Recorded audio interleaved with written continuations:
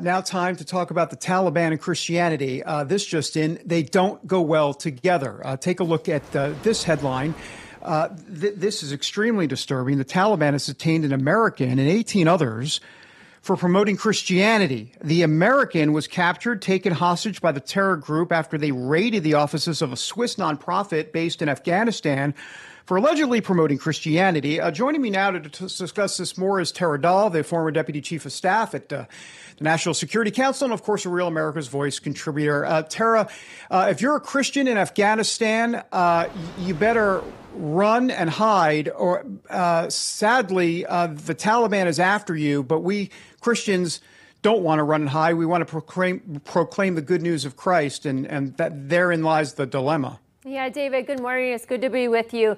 The consequences of Biden's failed policies in Afghanistan with his withdrawal is just unimaginable. And we're seeing those consequences right now, especially with the Taliban hunting and going after Christians, and they're going after any government members that had worked with the Americans. They're going after anyone who had worked with the military that had worked with Americans. And so this situation is very alarming when you have an American and you have Christians. But David, I was speaking to a contact that I have, an Afghan contact who has sources on the ground in Afghanistan, and he said that this is what's going on. The Taliban are actively hunting Christians. They're actively hunting anyone who works with Americans at all. And so this is just the consequence of Joe Biden's withdrawal from Afghanistan, and we're seeing it. Yeah, for sure. And, you know, it's funny. They're going in hunting Christians, and at the same time, they are officially on record to say there are no Christians in Afghanistan. And these people are crazy. I mean, literally,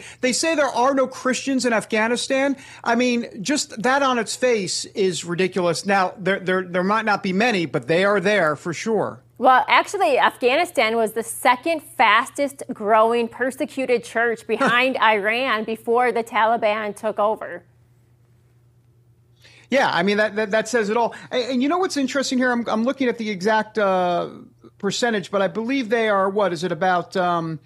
They are Sunni, if I'm not mistaken, right? They're Sunni. And we should not hide the dirty little secret, which is not a secret at all, which is their brand of Islam is so dangerous, not just to Christianity, but to the world. And it's the Biden administration that does not want to acknowledge that. It was Obama before before Biden. I mean, the left does not want to call this out for what it is, which is a very dangerous ideology that not just persecutes Christians, but women and many others all across the globe. Well, they've banned education for all women.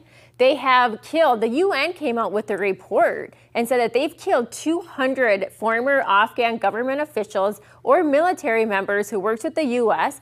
They have been detaining and torturing over 1,600 right now in the last year. So they are also aligned with Al-Qaeda. Al-Qaeda is operating in 6 Afghan provinces right now. They're actually in the Taliban government.